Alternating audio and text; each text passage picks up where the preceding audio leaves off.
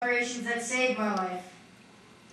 I'm doing this walk to bring awareness to the shortage of organ and tissue needed.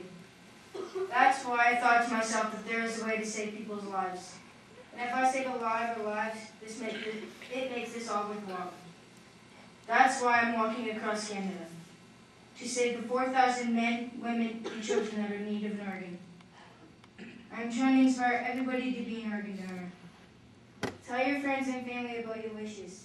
And if you do, you're my hero, as well as everybody else's. Please don't take your organs to heaven. Heaven knows we need them here. And I'd like to thank the town of Timmins and your schools for your support. Alone, I can't do this, but together we can. Please make my wish come true. I know better than that. You know what we're doing? We're finding out which school has the most enthusiasm. Now, the school before your school showed a lot of enthusiasm. How is Gorman High School doing? I think they rate the highest so far, right, Chris? Yeah. Okay, this is Kristopher's favorite part. It's called Up Close and Personal with Chris. And this is a chance to ask Chris some questions. But before I get Kristopher up here, I want to thank the following local sponsors. We want to thank the Comfort Inn for once again helping out with accommodations. We arrived here last night. And I also want to thank the following restaurants for food. I want to thank Fiona McCool's. Also, want to thank Golden Griddle. Golden Griddle. Yeah, we had a great breakfast there. And D Eatery. Eatery? D Eatery. D Eatery. That's where we're going to have our supper. So I want to thank those people, and also I want to thank the OPP and the Timmins Police Department for a great escort. And I also want to thank the mayor once again, and congratulations for coming back into office. I think Timmins needed you once again, and Frank Sinatra made a few comebacks, so why not the mayor? We won't ask him to sing. We'll hold back on that one. George. So Canadian Tire and Super C. Super C. Super C. And we also want to include Canadian Tire and Super C. And it's important to mention all these groups because it shows how a community comes together when something as important as this comes to their community. So without further ado, we want to get Chris up here. And I'm going to test to see if this mic is working. It's not working. Yeah. It is? Okay, there we go. And what we usually do is find out who that first brave soul that's going to put up their hand first to ask Chris a question. Up at the top. Oh, right away. Perfect. Okay, your question. Stand up if you can and as loud as you can. You don't have a question? Oh, okay. Up over Okay, here. we have somebody over here. Where do you come from? Go ahead. What's with the torch? Oh, perfect. Good question. Can I answer that? Okay, I'm glad that you asked that. This is called the Torch of Life. It was ceremoniously lit on June the 20th, 2000, by our then Mayor Mel Lastman in Toronto. And since then, it's been carried along a 769-day campaign where we must have had hundreds of thousands of Canadians that have touched that torch along the way, including on September the 5th, 2001, and this was probably the most important part so far. On that day, we were invited to go to Vatican City, and His Holiness, Pope John Paul II, blessed this torch. And not only that, on that day, he made a proclamation on behalf of Vatican City that organ and tissue donation is a genuine act of love. And what better way than that can you put this whole thing?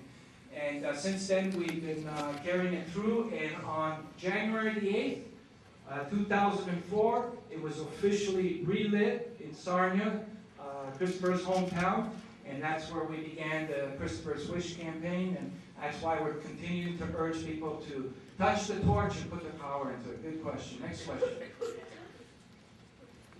Up top. Back there. Well, we're going to, right after this assembly, we're going to grab a fast bite at the D Eatery, and then we're on our way to Cochrane. So we can't stay long, you know, when we enter a community, we gotta keep. I see somebody in the back there. How painful were the operations? Well, he likes those questions. Actually they were.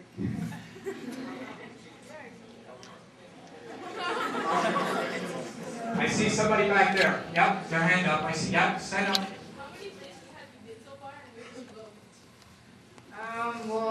We've been to about 60 to 70 communities so far.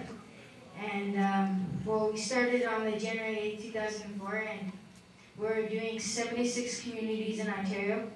Then we're walking out to BC, and then we're going to fly back from BC Victoria to Toronto, do a 3-week period there, and I might be able to throw a pitch at a It's official. You are going to throw the pitch. Okay, I'm throwing the pitch.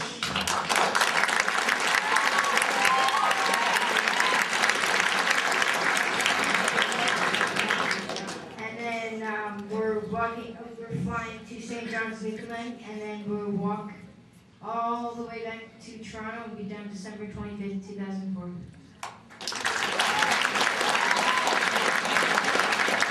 Someone back there, can you stand up, please? When did you first find out that you needed a liver transplant?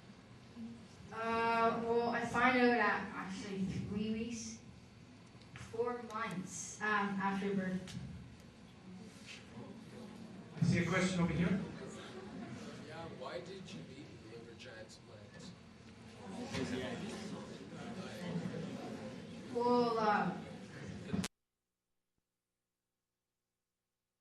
Biliary Atresia, and that's very common among infants to sometimes catch that disease. Now, the sad part is 80% of the infants that do contact that disease die before they reach 2 years old. Kristopher's gone through 20 operations so far to keep alive.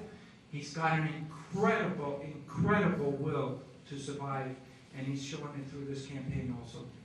Next question we have from here. Yeah, what number would you be on the donors list? That's somebody that would like to know that. I'm one. About 6 weeks now. About 6 weeks ago, my doctor walked with me in St. Thomas, and he said the kid that was first on the list got his liver 3 weeks at that day, and he said that I was first on the list right now, and sometimes it could change.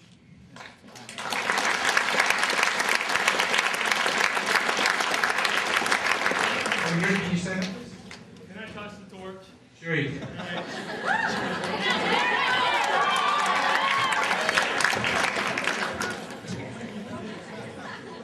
All right. Good stuff. Got a question over here. Can you stand up? What exactly does the disease do? Like, how does it affect people? Okay. The most obvious effect is that Kristopher's very tired because only a portion of his liver is operating. But you would never know that from this guy. For you to do that. Oh, yeah. Oh, we'll do it now. Go ahead. Yeah.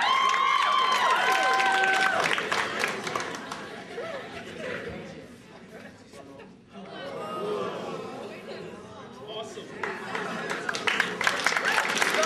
Let me mention something else.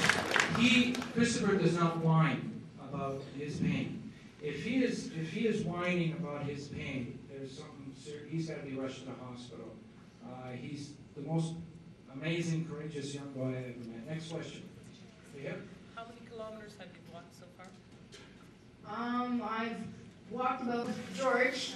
When he did his walk, he met me in Sarnia, and he was talking about organ and tissue donation and how he did another little press conference to thank everybody. And I asked him if I could walk across Canada, and he didn't really know at the time because I was 11, so he didn't really know what to say. And then I called him and called him and called him, emailed him and emailed him and emailed him, and asked him. Still didn't give me anything, and then that one day I was in the surgery, and then after surgery I called him again and said I got out of it, and then asked him again. and then